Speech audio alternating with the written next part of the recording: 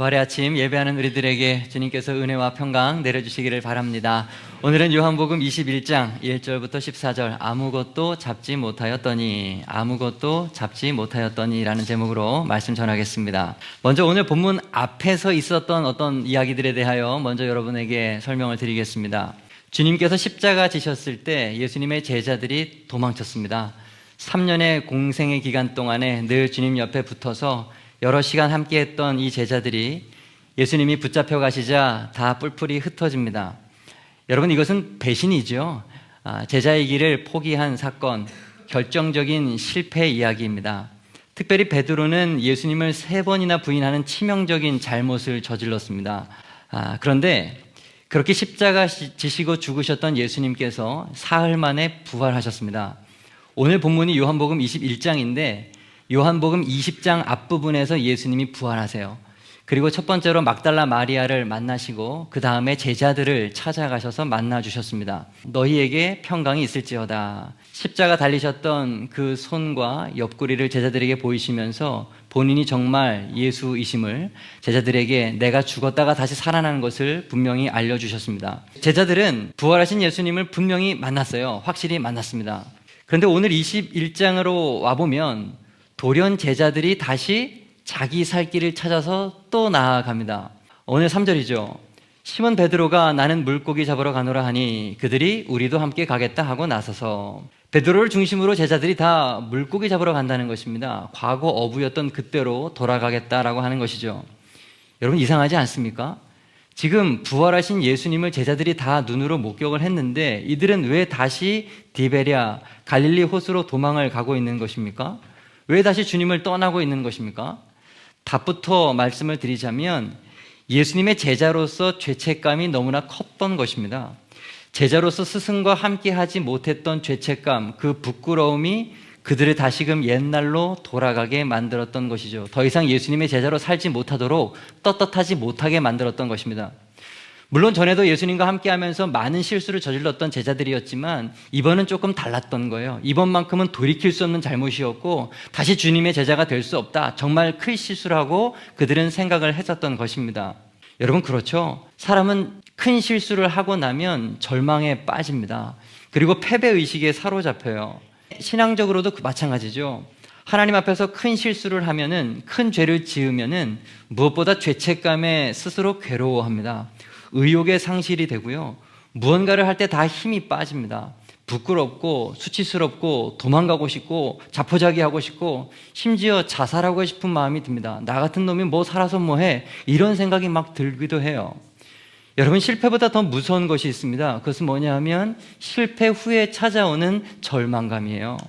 사람은 실패로 무너지는 것이 아니라 실패 후에 찾아오는 이 절망감 때문에 무너지는 것입니다. 오늘 본문의 이 베드로와 제자들은 그 절망감 때문에 지금 주님으로부터 도망가고 있어요. 주님을 피하고 있는 것입니다. 여러분, 오늘 저는 여러분과 함께 이 실패에 대한 이야기를 좀 나누려고 합니다. 오늘 말씀 통하여서 실패에 대한 새로운 이해를 여러분들이 다 갖기를 원합니다. 실패라고 무조건 다 나쁜 것은 아니에요. 우리는 누구나 이 세상 살아가는 동안에 실패를 경험할 수밖에 없습니다. 실패하지 않는 사람은 없죠. 살면서 성공만 경험한 사람은 없습니다.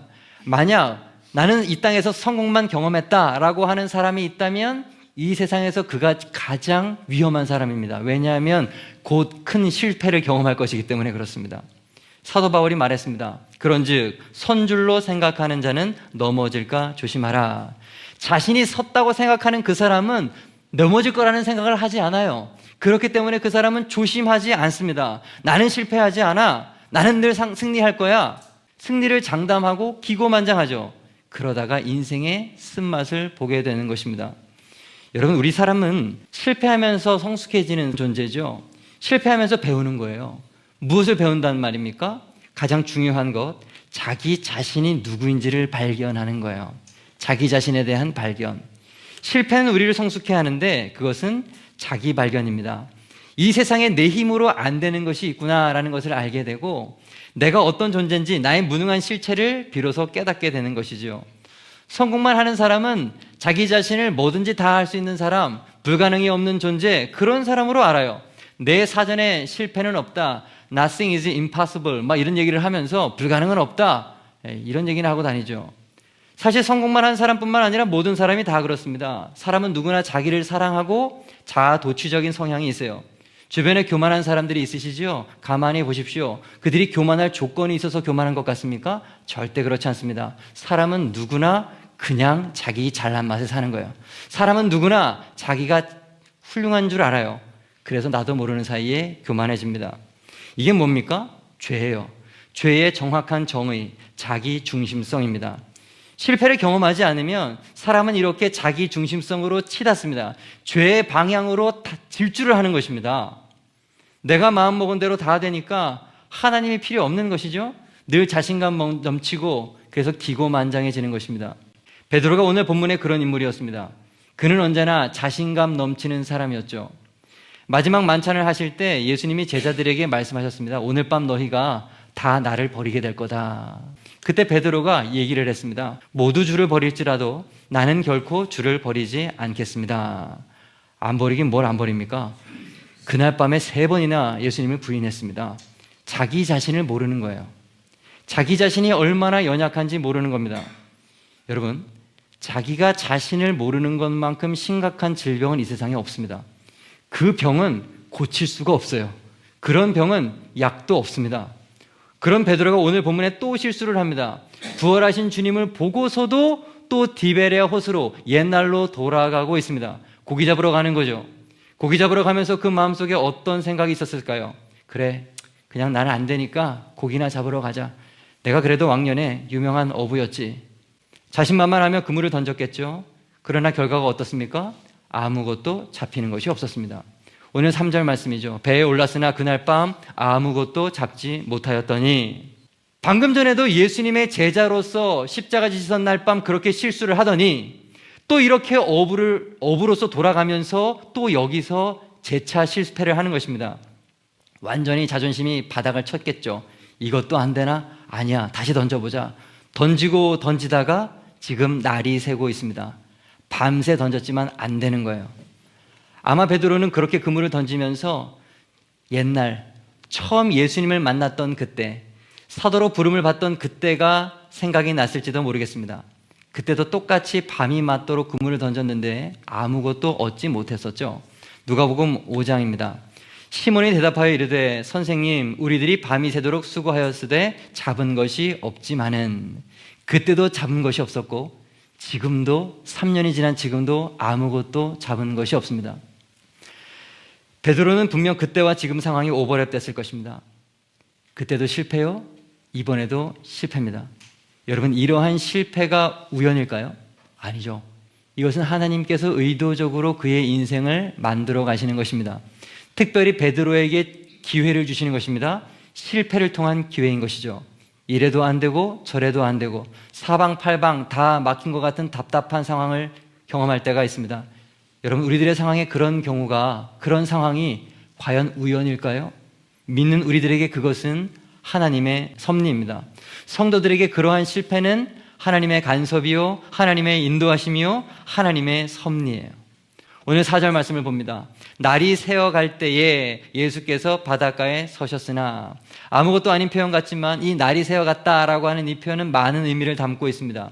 밤새 고기를 잡다가 지쳐서 괴로울 그때가 되었을 때, 모든 것이 다 포기되었을 때를 말하는 거예요. 해가 이제 떠오고 있을 그때를 말합니다. 그때 바로 예수님께서 나타나셨습니다. 여러분, 우리는 미래를 알지 못하죠. 육을 가지고 있기 때문에 한 치 앞도 알 수 없습니다. 하지만 예수님은 시간과 공간을 초월하시는 하나님이시죠. 그러므로 가장 적합한 때를 모든 상황에 다 알고 계시죠. 그래서 예수님은 적합한 때를 놓치시는 분이 아니십니다. 가장 적합한 때 오시죠. 지금 베드로에게 가장 적합한 때 찾아가십니다. 실패한 그 순간에 찾아가시는 거예요. 나사로에게도 그러셨죠. 나사로가 죽은 지 나흘이나 되었을 때, 시체 썩는 냄새가 진동할 때 예수님이 비로소 베다니 마을에 도착하셨습니다. 우리는 알죠. 그러나 그때가 어떤 때? 가장 좋은 때. 누이 마르다와 마리아의 생각에 예수님이 많이 늦게 온 것 같았을지라도 하나님께서 영광 받으시기에 최적의 타이밍이 바로 그때였습니다. 주님은 가장 적합한 때에 나타나십니다. 주님이 오시기에 가장 적합한 때는 언제입니까? 우리가 실패할 때입니다. 실패의 때가 주님 오시기에 가장 적합한 때가 된다는 말이에요. 우리가 절망할 때, 우리가 낙심할 때, 우리가 바닥을 칠 때, 가능성이 전혀 없을 때 주님은 그제서야 나타나시는 것입니다. 5절 말씀, 예수께서 이르시되 얘들아 너희에게 고기가 있느냐? 대답하되 없나이다. 저 무태서 들려오는 소리는 들리지만 그가 누가 하는 이야기인지를 지금 제자들은 모르는 상황이에요. 그런데 그 소리가 베드로의 마음을 아프게 합니다. 너희에게 고기가 있느냐? 그렇지 않아도 잡은 것이 없어서 속상해 죽겠는데 실패에 실패를 거듭하면서 자존감이 지금 바닥을 치고 있는데 소리가 들리는 거예요. 고기가 있느냐? 너희들 안 되지. 베드로의 마음을 후벼 파는 것입니다. 그렇게 그를 깨닫게 하시는 것이죠. 너희는 내가 없으면 안 된다. 요한복음 15장 5절, 나는 포도나무여 너희는 가지라. 그가 내 안에 내가 그 안에 거하면 사람이 열매를 많이 맺나니 나를 떠나서는 너희가 아무것도 할 수 없음이라. 나를 떠나서는 너희가 아무것도 할 수 없음이라. 베드로는 실패의 이 순간 비로소 그것을 깨닫고 있는 것입니다. 그러므로 베드로와 제자들이 하고 있는 오늘의 이 실패는 미래를 위해서 잘된 실패입니다. 잘된 실패. 잘된 실패. 모순된 말 같지만 사실이에요. 그들의 이러한 실패는 잘된 겁니다. 잘못된 것으로 나아가는 인생은 실패해야 되는 것입니다. 죄악으로 향하여서 우리가 질주할 때에는 넘어져야 되는 것이에요.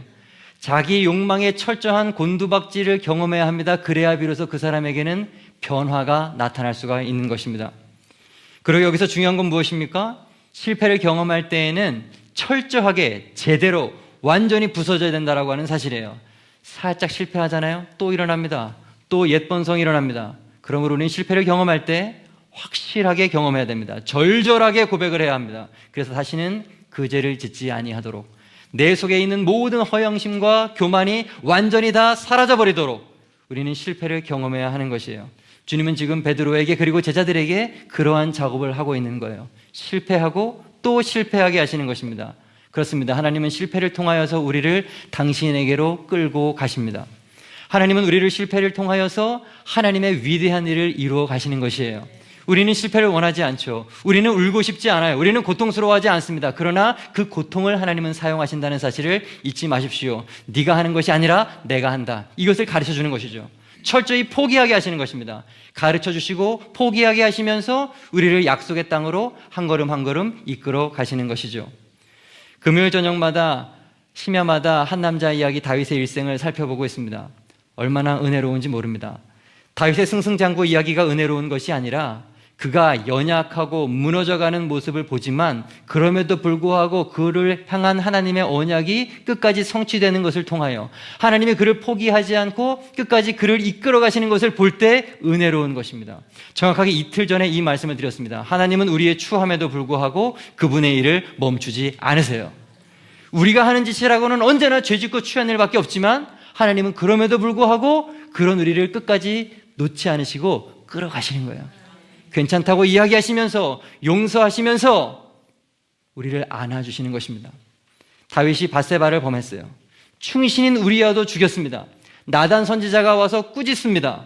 죄악 중에 태어난 아들이 하나님의 심판으로 죽었습니다. 이런 중에도 하나님은 요압 장군을 통하여서 암몬을 점령하고 다윗의 나라를 확장시키고 계세요.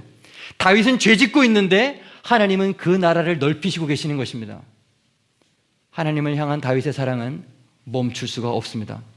다윗의 실패보다 하나님의 사랑이 더 크기 때문에 그렇습니다. 베드로가 처음 주님을 만났을 때 그는 밤새 아무것도 잡지 못했지만 주님 말씀에 의지하여 깊은 곳에 그물을 던졌어요. 그때 그물이 찢어지도록 많은 물고기가 잡혔고 배 2개가 가득 찼다고 그랬고 그 배가 얼마나 많이 고기가 찼는지 물속에 주저앉을 지경이었다, 가라앉을 지경이었다라고 성경은 증거합니다. 오늘 본문 말씀도 마찬가지예요. 주님을 떠난 밤 아무것도 잡지 못했지만 배 오른편으로 그물을 던지라고 하는 주님의 말씀에 의지하여서 그물을 던졌더니 큰 물고기가 153마리가 잡혔습니다. 그런데 11절 마지막 표현이 기가 막힙니다. 이같이 많으나 그물이 찢어지지 아니하였더라. 그물도 안 찢어졌다는 이야기예요. 그 많은 물고기가 잡혔는데 그물이 안 찢어지는 것이 이상할 지경인데 지금 안 찢어졌다는 것이죠. 주님이 역사하시면 실패의 그 순간이 하나님의 역사하시는 순간이 되고 기적의 순간이 됩니다. 방금 전에 그물을 피해 요리조리 피해가던 물고기가 이제는 그물 안으로 스스로 헤엄쳐서 자발적으로 들어가는 거예요. 그리고 많이 들어갔던 그물도 찢어지지 않습니다. 찢어져야 하는데 찢어지지가 않아요. 하나님의 역사는 이렇게 실패를 기적으로 바꿉니다. 베드로에게 일어난 이 일이 우연이겠습니까? 아닙니다. 이것은 하나님의 계획에 의한 필연입니다. 하나님께서 일부러 이렇게 계획하신 거예요. 여기서 중요한 것은 뭡니까? 이 실패의 사건을 통하여서 베드로가 하나님의 음성을 들어야 된다는 거죠. 이 실패의 사건을 통하여서 예수님의 메시지를 깨달아야 된다는 거예요. 보통 사람들은 이런 거 경험하면 운명으로 그냥 치부해버릴 때가 있죠. 재수없어서 내가 지금 이런 일을 당했구나. 어떤 사람은 자신의 무능을 탓합니다. 내가 무능해서 그래나? 넘겨버려요. 어떤 사람은 다른 사람을 탓하고 환경을 탓합니다. 쟤 때문에 그랬어. 여러분, 이런 생각은 실패의 원인을 찾으려 하기보다 그냥 도망가려는 거예요. 이러한 생각을 가지고 있는 사람은 평생 문제를 넘어설 수가 없습니다. 매번 피하면서 소모적인 인생을 살아갈 뿐이에요. 문제 속에서 주님을 만나고 하나님의 뜻을 분별할 수가 있어야 합니다. 그런 지혜로운 여러분 되기를 주님의 이름으로 축복합니다. 하나님의 뜻을 발견한 그 사람만 변화를 얻을 수가 있습니다. 오늘 7절 말씀에 보면 예수께서 사랑하시는 그 제자가 이어 베드로에게 이르되 주님이시라 하니 시몬 베드로가 벗고 있다가 주님이라 하는 말을 듣고 겉옷을 두른 후 바다로 뛰어내리더라. 여기 예수께서 사랑하시는 그 제자, 이것은 요한을 말합니다. 요한이 베드로에게 주님이시다 라고 이야기를 했더니 베드로가 그래? 하면서 벗고 있던 겉옷을 입고 그냥 바다로 뛰어들어갑니다. 예수님한테 빨리 가려고 하는 것이죠. 그리고 다른 제자들도 함께 따라서 무트로 올라옵니다. 모든 제자가 다 올라왔을 때 예수님께서 말씀하셨습니다. 12절이죠. 와서 조반을 먹으라. 그런데 뒤에 말씀을 보세요. 제자들이 주님이신 줄 아는 고로 당신이 누구냐 감히 묻는 자가 없더라. 아무 말이 없어요. 주님께 나오기는 했는데 제자들이 지금 그 마음이 부끄러운 거예요. 주님인 줄 알고 허겁지겁 무치러 올라오기는 했는데 주님 보시기에 민망한 거예요. 어색한 거예요. 자기가 잘못한 걸 아는 것이죠. 실패한 사람의 특징이 무엇인지 아십니까? 그 마음이 여리다는 거예요. 그 마음이 쉽게 상처받고 움츠려듭니다. 지금 본문의 제자들의 상태가 그래요. 그런데 주님은 그러한 제자들의 마음을 아시고 다른 말씀하지 않고 와서 조반을 먹으라, 따뜻하게 숯불을 피워서 식사의 자리로 제자들을 그냥 초대하십니다. 이 따뜻한 숯불은 제자들의 추운 몸뿐만 아니라 그의 굳어진 마음까지도 아마 녹였을 것입니다. 십자가 달리시면서 못 박히셨던 그 상처난 손, 그 손으로 예수님은 불을 지피시고 지금 생선을 구워주고 계시는 것입니다. 가만히 이 장면을 머릿속으로 상상해 보시기 바랍니다. 얼마나 감격스러운 장면입니까? 주님은 아무 말 없이 그냥 제자들에게 음식을 해주고 계세요. 누가복음 15장의 탕자 이야기에서 둘째가 집으로 돌아왔을 때 그때 아버지도 그러셨죠. 아직도 거리가 먼데 아버지가 그를 보고 측은히 여겨 달려가 목을 안고 입을 맞추니 아버지는 종들에게 이르되 제일 좋은 옷을 내어다가 입히고 손에 가락지를 끼우고 발에 신을 신기라. 그리고 살찐 송아지를 끌어다가 잡으라. 우리가 먹고 즐기자. 이 내 아들은 죽었다가 다시 살아났으며 내가 잃었다가 다시 얻었노라 하니 그들이 즐거워하더라. 여러분, 아버지는 실패한 아들을 이렇게 맞아주시는 거예요. 주님은 이렇게 실패한 베드로와 제자들을 이렇게 맞아주시는 것입니다. 세상은 그렇지 않죠. 세상은 실패한 사람들을 그냥 짓밟기 바쁩니다. 더 이상 일어나지 못하라고 완전한 낙오자로 그냥 아주 낙인 찍어버리죠. 그러나 주님은 실패자를 사랑합니다. 주님은 실패자를 다시 일으켜 주십니다. 여기까지 읽으면 더 주님이 무슨 말씀을 하실까 궁금해서 성경을 더 보게 됩니다. 그런데 성경 속에 주님은 더 이상 아무 말씀하지 않으세요. 13절이 끝입니다. 예수께서 가셔서 떡을 가져다가 그들에게 주시고 생선도 그와 같이 하시니라. 말없이 제자들에게 떡 주시고 생선 주시고 그게 전부예요. 이게 제자들을 용서하시는 주님의 마지막 표현이에요. 그래서 더 눈물이 나고 그래서 더 고마운 거죠. 아무 말씀하지 않고 나를 받아주시기 때문입니다. 우리는 누군가를 용서하면서 너무 말이 많죠. 잔소리를 자꾸 늘어놓습니다. 그러나 예수님은 그렇지 않으십니다. 주님은 아시는 거죠. 제자들에게 필요한 것은 말이 아니라는 것을 아시는 거죠. 주님은 우리를 누구보다도 잘 아시는 주님이십니다. 그거 아십니까? 예수님은요, 부활하신 후에 제자들만 만나셨어요. 자신을 그렇게 괴롭혔던 유대 종교 지도자들, 대제사장이라든가 혹은 바리새인들, 빌라도 총독 이런 사람 앞에 나타나가지고 봐라, 내가 다시 살아났다, 이렇게 자기를 증거하지 않으셨어요. 오직 제자들에게만 나타나셨어요. 부활하신 주님의 목표는 오직 하나입니다. 실패하고 낙심한 제자를 다시 일으켜 세우는 거예요. 다시 부활하신 주님의 목표는 하나입니다. 낙심하고 실패한 제자를 다시 일으켜시는 거예요. 주님은 실패한 제자들에게서 미래의 소망을 봤던 것이죠. 지금은 실패해서 지금 저렇게 쓰러지고 있지만 반드시 저들이 큰 일을 할 것이다. 소망의 눈으로 보고 계시는 것이죠. 그래서 다시 기회를 주시는 것입니다. 우리 인생도 마찬가지죠. 실패투성이 인생이 아닙니까? 늘 넘어지는 한심한 존재죠.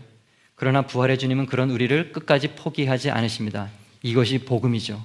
어떻게 해서든지 우리를 끌고 가시는 것이 복음이며 하나님의 계획을 이루시는 것이 복음입니다. 그렇다면 우리가 해야 될 것은 무엇일까요? 실패를 통해서 나의 연약함을 인식하는 것입니다. 아, 그렇지. 내가 할 수 있는 것은 아무것도 없지. 더 이상 주님의 손을 놓지 말아야지 하면서 예수님의 손을 굳게 붙드는 것입니다. 사랑하는 여러분, 부탁드립니다. 제발 여러분 자신이 누구인지 아시기를 바랍니다. 그리고 부디 수십 년 먹었던 여러분의 고집을 다 내려놓으실 수 있기를 바랍니다. 실패해도 괜찮은 거예요.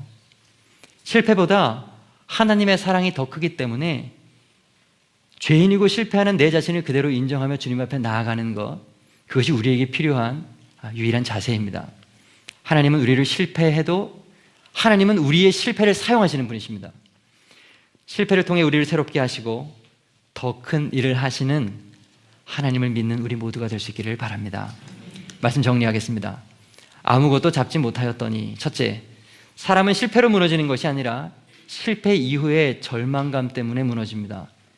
실패는 오히려 우리를 성숙해 하죠. 무엇 때문에? 우리 자신을 발견케 하기 때문에. 내가 연약함을 알게 합니다. 그리고 언제가 가장 주님을 만나기 좋은 때인가? 실패할 때 주님을 만나기 가장 적합한 때입니다. 마지막으로 네 번째, 부활하신 주님의 목표는 하나라고 했습니다. 실패하고 낙심한 제자들을 일으켜주는 것입니다. 용기를 불러 일으켜주시는 것입니다. 오늘도 이 부활의 아침 주님을 만나서 새롭게 힘없는 새 생명 배단이 되시기를 축복합니다. 기도하겠습니다.